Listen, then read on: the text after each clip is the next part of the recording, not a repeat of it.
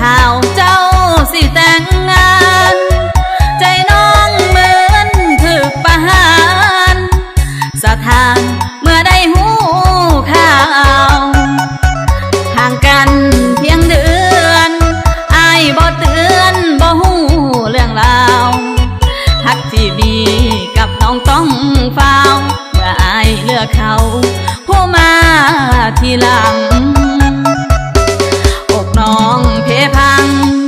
สิ้นหวังแล้วละน้อตัวน้องมืออื่นเป็นมือแต่งดองอายกับน้องต้องพากจากกัน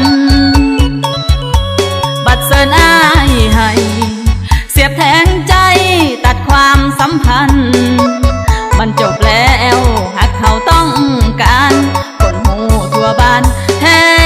บสิเป็นลมให้อายสุขสมดอมดมส้มหักเมียแต่งมืออื่นมือหุ้งเฮืองแสงอายคำแพงแต่งดองสุขสันต์โชคดีเด้ออายอวยพรใส่ให้หักยืนนานผู้พ่ายแพ้พบพ่อทางตันเหลือเพียงวิมานความหักสองเฮาให้อายกับเขาคู่บ่าวสาวนั้นมีความสุขส่วนน้องเจ็บแค้นแทนทุกข์เพื่ออายน้องก็ยินดีผูกแขนอวยพรให้อายกับเขาสุขีสวยดองแล้วน้องก็สิหนีนับต่อจากนี้สองเฮาแยกทาง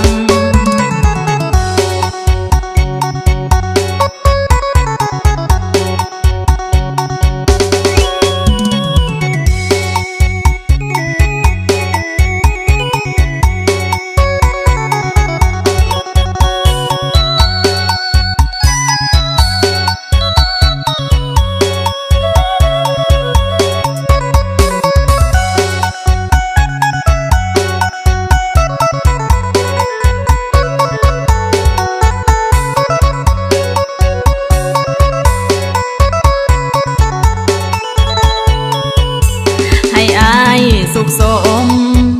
ดอมดมส้มหักเมียแต่งมืออื่นมือหุ้งเฮืองแสงอายคำแพงแต่งดองสุขสันต์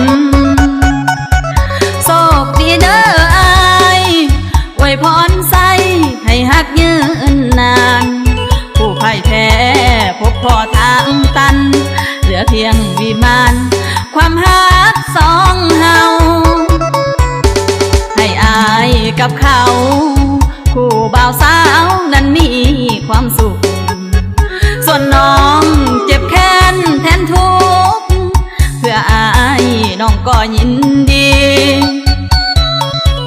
ผูกแขนอวยพรให้อายกับเขาสุขี